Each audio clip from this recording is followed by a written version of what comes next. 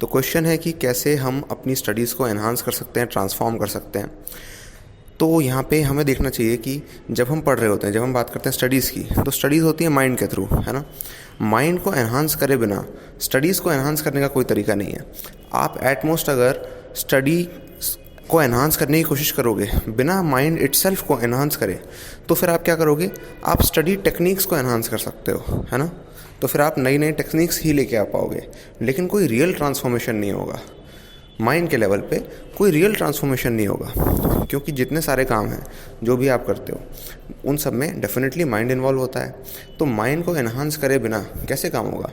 Suppose ऐसा हो रहा है, ज़्यादातर स्टूडेंट्स की प्रॉब्लम्स क्या होती है, ये होती है कि वो पढ़ते वक्त डिस्ट्रैक्ट हो जाते हैं, डिस्ट्रैक्ट होकर कहीं और चले जाते हैं, कहीं और टाइम स्पेंड कर देते हैं, और फिर क्या होता है, उनकी जो अटेंशन होती है वो डिवाइडेड हो जाती है। तो यहाँ पे हम इसे कैसे फिक्स करें। तो इसको हम ऐसे देख सकते हैं कि बेसिकली हो क्या रहा है कि आप स्टडी कर रहे हो अपने माइंड के थ्रू, है ना, लेकिन माइंड जो है उसका आपने पूरी तरह से अभी तक चार्ज नहीं लिया है, और उससे कैसे अपग्रेड किया जाए इसके बारे में आपने कुछ नहीं किया। तो इसलिए ये सब चीज़ें होती हैं, जैसे कि डिस्ट्रैक्शन और ये सब, लैक ऑफ फोकस। तो ये हमारी लैक ऑफ एबिलिटी है अपने माइंड को हैंडल करने की। तो जैसे हम बात करते हैं अपने माइंड को हैंडल करने की, तो एग्जैक्टली किस तरह से अपने माइंड को हम हैंडल कर सकते हैं, कैसे करना चाहिए हमें हैंडल। क्योंकि हम तो कुछ ऐसी थॉट्स क्रिएट करते हैं अपने माइंड में जो कि हो सकता है कभी कभी पढ़ाई से रिलेटेड हो सकता है पढ़ाई से रिलेटेड ना हो, क्योंकि हम पूरे दिन पढ़ाई नहीं करते, है ना। तो ये ज़रूरी नहीं है कि हमारे माइंड में पूरी तरह पढ़ाई की चीज़ें ही आएँ, पूरे टाइम पढ़ाई पढ़ाई पढ़ाई की चीज़ें आती रहें। डेफिनेटली हम मेजॉरिटी ऑफ टाइम किसी और चीज़ को दे रहे होते हैं। अगर आप बहुत ही ज़्यादा इंटेंस स्टूडेंट हैं तो हो सकता है आप 12 घंटे 14 घंटे दे रहे हो अपनी पढ़ाई पे, 16 घंटे 18 घंटे तक स्टूडेंट्स देते हैं कुछ कुछ, है ना, उनकी बात अलग है ना। लेकिन ज़्यादातर जो स्टूडेंट्स होते हैं, अगर आप किसी चीज़ पे 4 घंटे 6 घंटे 8 घंटे अपनी पढ़ाई पे स्पेंड कर रहे हो, तो डेफिनेटली क्या होगा, बाकी के टाइम आपने जो कुछ किया है वो भी तो आपके माइंड में रन करेगा, और इनफैक्ट वो बेहतर रन करेगा। तो पढ़ाई के वक्त जो अननेसेसरी थॉट्स आती हैं, जब हम उन्हें हैंडल नहीं कर पाएंगे तो फिर डेफिनेटली हम फोकस भी नहीं कर पाएंगे। होता क्या है कि आप पढ़ने के लिए बैठते हो, है ना, पढ़ाई में आप कुछ रीड कर रहे हो, है ना, कुछ क्वेश्चन सॉल्व कर रहे हो। अब ऐसे में क्या होता है कि कोई ऐसी चीज़ मिलती है आपको जिसके थ्रू आप डिस्ट्रैक्ट हो जाते हो। ध्यान रखना, डिस्ट्रैक्ट आप हो रहे हो पढ़ाई की चीज़ों के थ्रू। सपोज़ आप फिज़िक्स पढ़ रहे थे, है ना, और फिज़िक्स में सपोज़ बात हुई टेंशन की, ठीक है, टेंशन टी की बात हुई। तो जैसे टेंशन टी की बात हुई, आपको टी से टी याद आ गई, चाय याद आ गई, चाय से आपको याद आ गया कि चाय पीना है, उससे आपको ये याद आया कि नहीं आपको कुछ और भी करना है ना। चाय से आपने किसी और चीज़ को रिलेट कर लिया, है ना, उस चीज़ से, और उस चीज़ को किसी और चीज़ से रिलेट कर लिया, और इस तरह से धीरे धीरे धीरे आप ऑब्जर्व करोगे, अगर आपका माइंड डिस्ट्रैक्ट हो जाएगा। तो कैसे इस चीज़ को रोकें, कैसे जो अननेसेसरी थॉट्स हैं उनको हम रोक सकते हैं। आप ही नोटिस करोगे कि जब आप थॉट्स को रोकने की कोशिश करोगे उतनी ही वो एनहांस होंगी। जिस चीज़ के बारे में आप ना सोचने की कोशिश करते हो वही चीज़ है जो आपके माइंड को रूल करने लगती है। आप देखोगे कि अगर आप सोचो कि आप सपोज़ पढ़ते वक्त टेंशन टी देखा आपने, और टी से आपको टी याद आया, अब इस टी की थॉट को जितना आप रोकने की कोशिश करोगे उतनी वो और होती जाएगी, है ना, और एनहांस होती जाएगी। तो किसी चीज़ को अगर आप अपने माइंड में एग्जैजरेट करने की कोशिश करते हो तो वो एनहांस होती है, अगर आप उसको रिस्ट्रिक्ट करने की कोशिश करते हो तो भी वो एनहांस होती है। इसलिए इंसान जो है वो सारी ज़्यादातर गलत चीज़ें कर रहा होता है। गलत चीज़ों में ज़्यादातर इंसान इसी वजह से फंसा होता है, क्योंकि वो उन गलत चीज़ों को रेस्ट्रिक्ट करने की कोशिश करता है। अगर हम एक सिंपल फैक्ट जान लें अपने माइंड के बारे में कि यहाँ पे आप थॉट्स को रेस्ट्रिक्ट नहीं कर सकते, तो फिर डेफिनेटली आप इस तरह के बिल्कुल कहना चाहिए कि प्री डिटरमाइंड फेलियर अटेम्प्ट्स नहीं करोगे। यस और नो, नहीं करोगे। तो क्या चीज़ें हैं एक्चुअली जिनके थ्रू माइंड को कंट्रोल किया जाता है। ध्यान रखना, जितनी भी थॉट्स हमें आती हैं, हमें थॉट्स हमेशा उन चीज़ों से रिलेटेड आती हैं जिनको हमने ज़्यादा इंपॉर्टेंस दे रखी है अपनी लाइफ में। तो जिसको आप ज़्यादा इंपॉर्टेंस देते हो, है ना, अपने माइंड के लेवल पे, उसी से रिलेटेड थॉट्स आती हैं आपको, है ना। जैसे सपोज़ ऐसा हो सकता है कि आपने एक दिन पढ़ाई को बहुत इंपॉर्टेंस दी और आपने बहुत कुछ पढ़ा। सपोज़ आपने फिजिक्स केमिस्ट्री में कुछ ऐसा कुछ पढ़ा, ठीक है, आपने बहुत कुछ पढ़ा।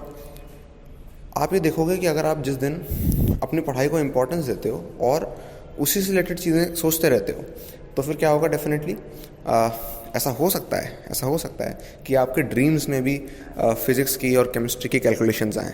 दैट इज़ पॉसिबल, है ना, और बहुत सारे लोगों के साथ हो सकता है अभी हुआ होगा ऐसा, है ना। तो बेसिकली ये हो रहा है कि हमें अपने माइंड के बारे में कुछ पॉइंट्स जानने हैं। पहली चीज़ तो क्या कि किसी चीज़ को रिस्ट्रेन करने से वो नहीं जाने वाली, उल्टा वो एग्जैजरेट होगी। दूसरा क्या कि हमें जितनी सारी प्रॉब्लम्स आ रही हैं पढ़ाई के अंदर वो इस वजह से आ रही हैं जो कि हमने अपने माइंड को हैंडल करने के बारे में कुछ नहीं किया, हमने अपने माइंड के बारे में नहीं जाना। जिस टूल को आप यूज़ करके पढ़ाई कर रहे हो आपने उस टूल के बारे में नहीं जाना और आपको लग रहा है कि आप पढ़ाई को ट्रांसफॉर्म कर दोगे, ऐसा नहीं होने वाला, है ना। ये सिर्फ रिजल्ट्स को मैक्सिमाइज़ करने के लिए नहीं है, ठीक है, ये आपके रिजल्ट्स को मैक्सिमाइज़ करने के लिए नहीं है ना।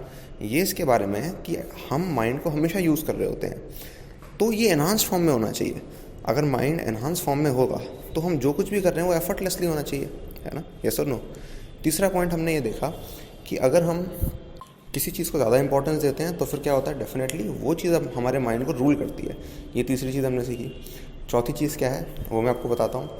सपोज़ आप ऐसा करते हो कि आप किसी चीज़ में एब्सोल्युटली इन्वॉल्व हो। सपोज़ आप कैलकुलेशंस करते करते करते करते खो गए, है ना। या हो सकता है आपने ये चीज़ पढ़ाई में नोटिस ना की हो क्योंकि आपने इतनी अटेंशन नहीं दी पढ़ाई को। सपोज़ आप फुटबॉल खेल रहे हो या कोई अपना फेवरेट स्पोर्ट इमेजिन करो। जब आप उसके अंदर एब्सोल्युटली इन्वॉल्व थे तब आपके माइंड में क्या आ रहा था, जब आप उसमें जिस मोमेंट पे आप एब्सोल्युटली इन्वॉल्व थे तब आपके माइंड में क्या आ रहा था। आप अगर नोटिस करोगे तो आप देखोगे कि कुछ नहीं आ रहा था, है ना। यहाँ पे आप थॉट्स को रोकने की कोशिश कर रहे हो, है ना, उसको डिनाई करके, है ना, वो सक्सेसफुल नहीं हो पा रहा। किसी चीज़ को आप रिस्ट्रिक्ट कर रहे हो अपने माइंड में तो वही चीज़ और एग्जैजरेट होती है ना। लेकिन सिंपली अटेंशन और इन्वॉल्वमेंट से सडनली जब आप फुटबॉल खेल रहे थे तो आपको कोई ऐसी थॉट्स नहीं आ रही थी एट दैट मोमेंट जब आप उसके अंदर एब्सोल्युटली इन्वॉल्व थे। ये चीज़ आपने नोटिस करी होगी। तो इसी तरह से अगर आप ये चीज़ जस्ट ट्राई करके देखो, है ना, सिंपली ये करने से कुछ नहीं होगा कि कॉन्सेंट्रेट करो, अटेंशन पे करो, सिर्फ ये कहने से कुछ नहीं होगा, आपको ये करके देखना होगा। और जब आप अटेंशन पे करते हो, जब आपकी अटेंशन पीक पे होती है तब आपको नोटिस करना चाहिए कि तब आपके माइंड में क्या चल रहा है। आप ये नोटिस करोगे आपके माइंड में एक भी थॉट नहीं आएगा उस वक्त जिस वक्त आप मैक्सिमम अटेंटिव हो। क्यों ये ज़रूरी है कि अब हमारे माइंड में कोई थॉट ना आए जब हम पढ़ रहे हो या हम जब कुछ रिसीव कर रहे हैं या कुछ परसीव कर रहे हैं। क्योंकि सपोज़ टीचर आपको कुछ क्लास में पढ़ा रहे हैं, सपोज़ आप खुद स्टडी कर रहे हो और आप किसी वीडियो को देख रहे हो, आप रीड कर रहे हो बुक से, आप कुछ भी कर रहे हो। तो यहाँ पे जो लर्निंग है, learning is basically acceptance. Learning मतलब सीखना, सीखना मतलब एक्सेप्ट करना, है ना। सीखना, लर्निंग, एक्सेप्ट, इनपुट, ये सब सिनोनिमस हैं। तो बेसिकली ये इनपुट है और थॉट्स क्या हैं आपके, थॉट्स आउटपुट है।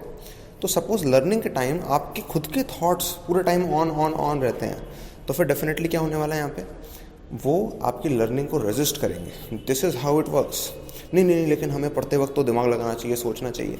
एक्सेप्ट कर लो, सामने वाला जो कह रहा है वो सुन लो, बुक में जो लिखा है पहले वो पढ़ लो, उसके बाद उस पर आप जितनी चाहो प्रोसेस कर सकते हो। पहले इनपुट तो लो, फिर प्रोसेसिंग होगी ना। आपने पढ़ा होगा बचपन में, है ना, कि किस तरह से कंप्यूटर्स वर्क करते हैं, इनपुट, प्रोसेस, आउटपुट। इस तरह से हर मशीन वर्क करती है। आपकी माइंड भी एक मशीन है, ठीक है। मैं आपके माइंड को मशीन कह के लिमिट नहीं करना चाह रहा, ये सुपर मशीन है, लेकिन इसके बेसिक्स वही हैं।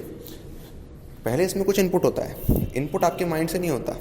माइंड में जो थॉट्स क्रिएट होती हैं, थॉट्स एक आउटपुट होते हैं, इनपुट नहीं। इनपुट वो होता है जब आप अपने आउटपुट को मिनिमाइज़ कर देते हो तो फिर इनपुट हो पाता है, तब इनपुट पॉसिबल होता है, तब लर्निंग होती है। फिर उसके बाद जब प्रोसेसिंग होती है तो वो आपकी अंडरस्टैंडिंग होती है ना। फिर वो आपकी मेमोरी में स्टोर हो सकती है, इससे पहले या इसके बाद, प्रोसेसिंग से पहले या प्रोसेसिंग के बाद, या दोनों time. So this is how it works, this is the mechanics of mind.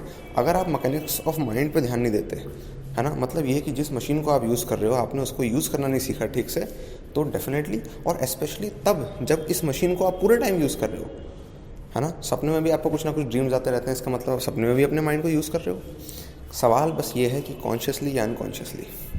आप अनकॉन्शियसली अपने माइंड को करेंटली यूज़ कर रहे हो। जो काम आप अनकॉन्शियसली कर सकते हो आप वो कॉन्शियसली भी कर सकते हो, अगर आप उसको सही से कंडक्ट करो तो डेफिनेटली कर सकते हो।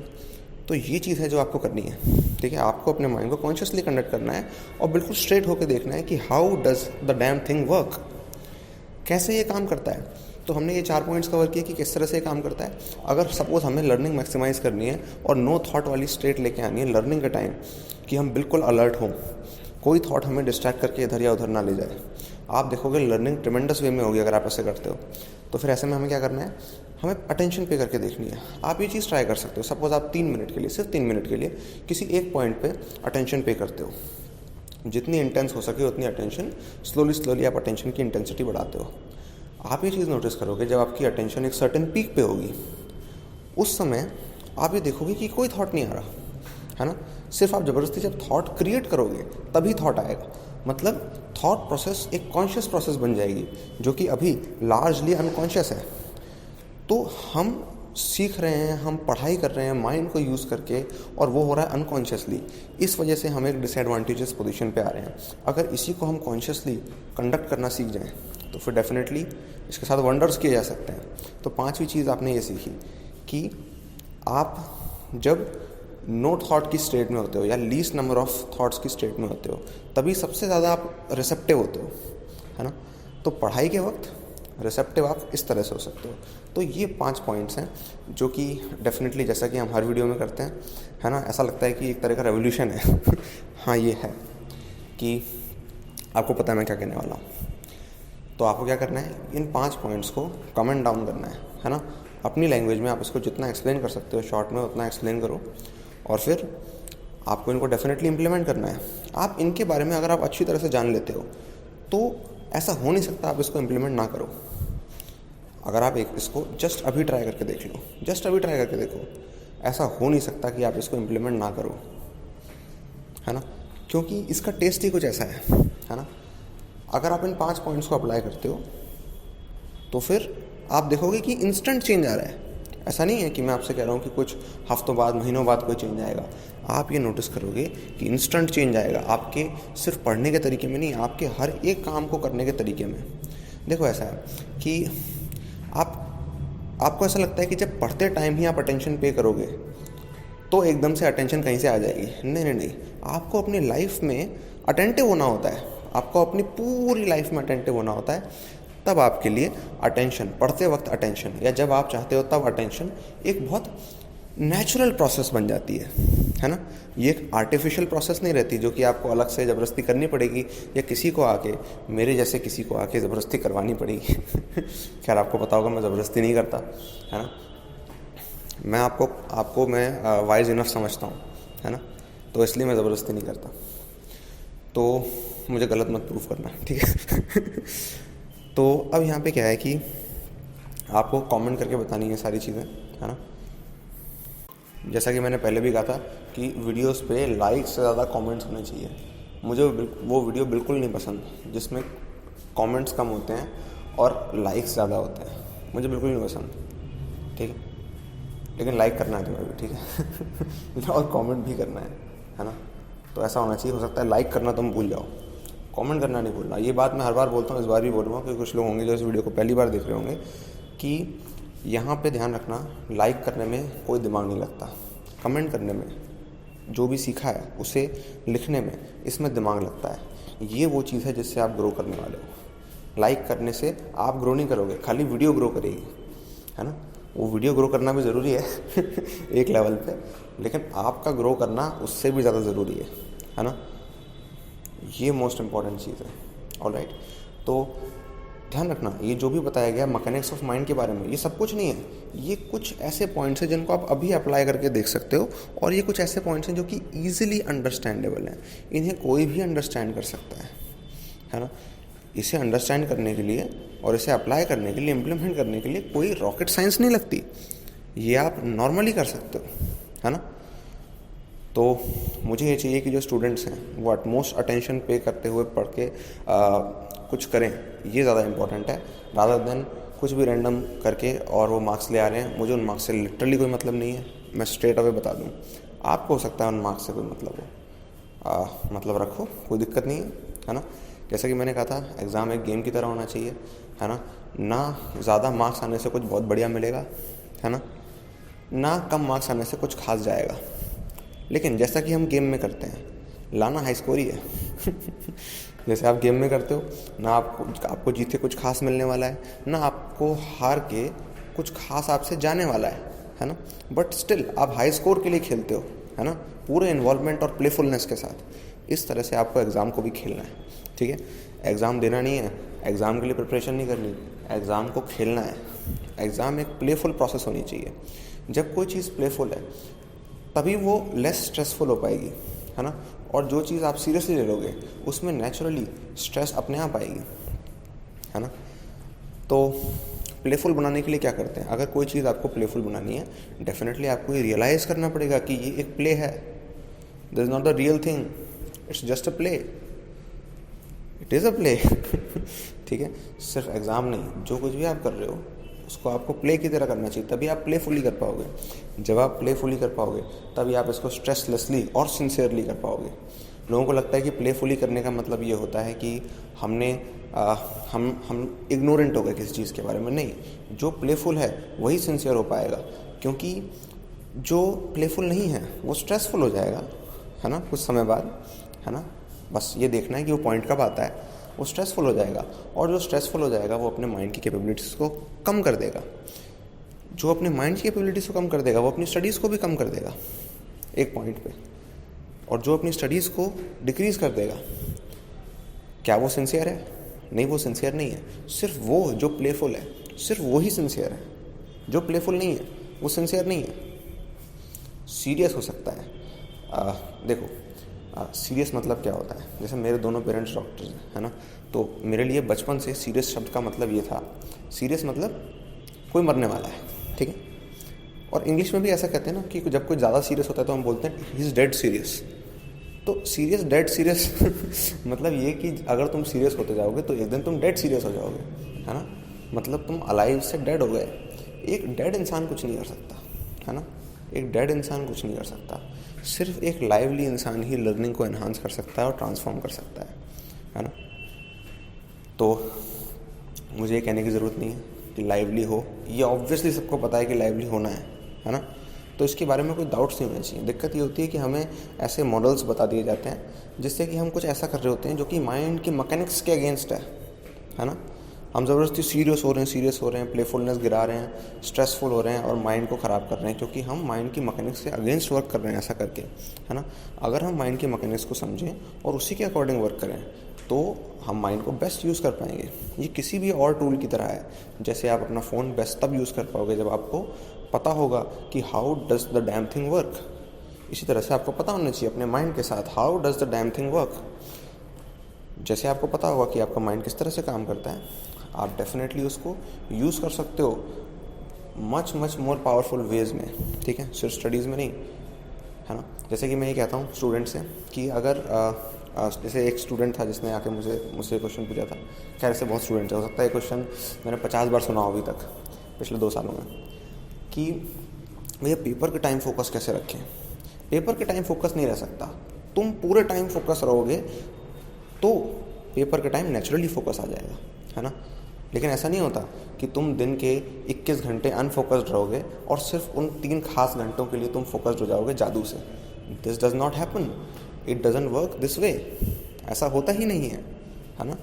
लाइफ इस तरह से काम नहीं करती, है ना। अगर आपको एक समय पे फोकस होना है जब आप चाहो, तब आपको तब फोकस्ड होना पड़ेगा जब आप ना चाहो। और फोकस्ड रहना कोई बड़ी चीज़ नहीं है। अगर आप अपने माइंड की मैकेनिक्स को देखो, एटलीस्ट आप इन 5 पॉइंट्स को देखो और जस्ट ये इंश्योर कर लो कि बस ये 5 पॉइंट होते हैं, तो फिर आप देखोगे कि धीरे धीरे आपकी माइंड की मैकेनिक्स जो है ना, वो आपका साथ देने लगेगी, है ना। या मुझे कहना चाहिए कि आप अपने माइंड की मैकेनिक्स का साथ देने लगोगे, है ना। तो बात ये कोई मशीन है जो एक पर्टिकुलर वे में वर्क करती है, आप उसको किसी और रैंडम वे में यूज़ करना चाह रहे हो, तो फिर ऐसे में क्या होता है, फ्रिक्शन क्रिएट होता है। कहीं वो फ्रिक्शन ही तो नहीं जिसको हम स्ट्रेस बोलते हैं, है ना। रिलेट कर पा रहे हो ना। वो फ्रिक्शन ही स्ट्रेस है, वो फ्रिक्शन ही स्ट्रेस है, वो फ्रिक्शन ही स्ट्रेस है, क्योंकि हम माइंड की मैकेनिक्स के अगेंस्ट वर्क कर रहे हैं। माइंड की मैकेनिक्स को हम ऑब्जर्व कर सकते हैं बहुत सारे अलग अलग वेज में, ठीक है। किसी स्टूडेंट को हो सकता है ये चीज़ ऐसा लगे कि नहीं मैं तो फिजिक्स केमिस्ट्री और मैथमेटिक्स पढ़ने आया था, माइंड क्यों पढ़ा रहे हो भैया।